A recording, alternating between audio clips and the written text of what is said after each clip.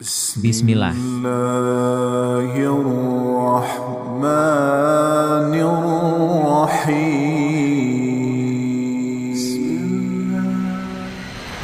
مجھ سے کہنے لگا میں یہ سوچا کرتا تھا عزت دولت اور شہرت یہ میری زندگی کا مقصد ہے.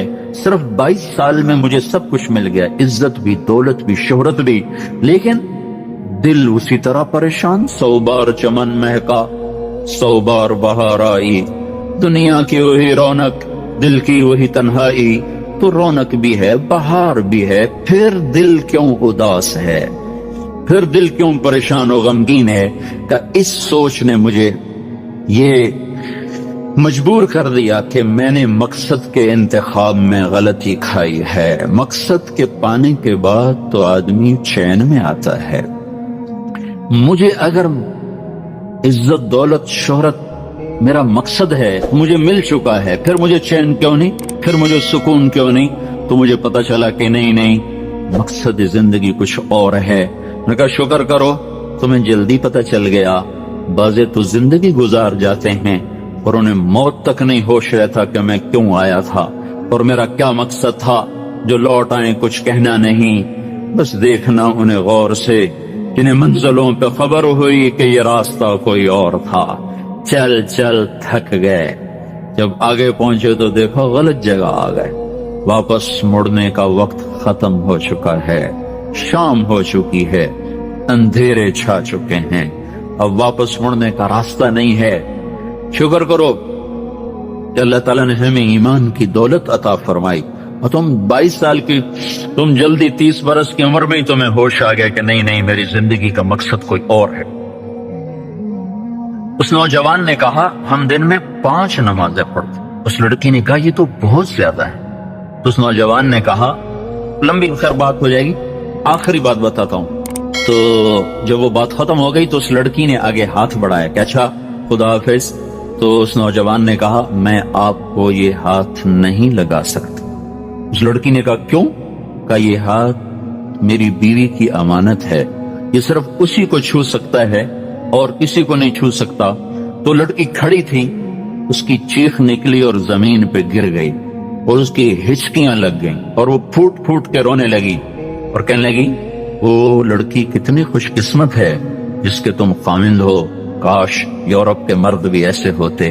اور روتی ہوئی آنسو بہاتی ہوئی اٹھ کے چل دی.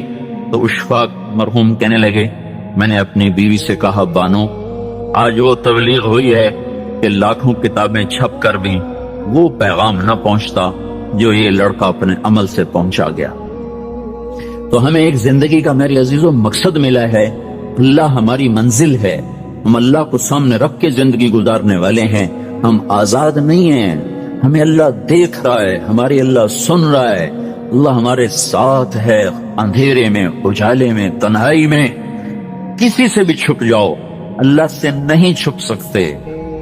کہیں چلے جاؤ کی تیاری کرتے ہوئے زندگی گزارنا یہ کامیاب زندگی ہے. تو کہیں ایسا نہ ہو کہ میرا اللہ کہہ دے وَامْتَازُوا الْيَوْمَ أَيُّهَا الْمُجْرِمُونَ، ان کو الگ کر دو اور مجرموں کی صف میں کھڑا کر دو، تو پھر کوئی حال نہ ہوگا. اللہ کے نبی نے کہا کتنی عورتیں ہوں گی جن کو سر کے بالوں سے فرشتے پکڑ کے گھسیٹ رہے ہوں گے اور وہ کہیں گی ہائے ہمیں بچا لو، ہائے ہمیں بچا لو.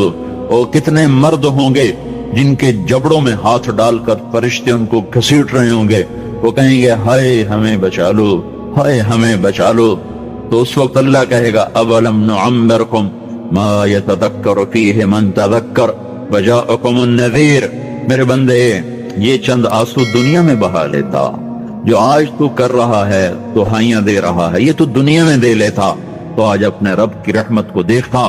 تجھے بتانے والے بھی آئے تھے، تمہیں سمجھانے والے بھی آئے تھے، لیکن تو مذاق اڑاتا رہا، تو ان کے ساتھ مستیاں کرتا رہا. آج دیکھ ایمان والے کتنے اونچے جا رہے ہیں، اور جنہوں نے مجھے راضی کیا وہ کتنی بلندیوں کا سفر کر رہے ہیں، اور ان کے ساتھ میں کیا کرنے لگا. یہ کامیابی اس کو ملے گی جو اپنا سب کچھ اپنے اللہ پر لگا دے گا، وہ اپنا سب کچھ اللہ کے محبوب صلی اللہ تعالی علیہ وسلم کے طریقے پر لگا دے گا۔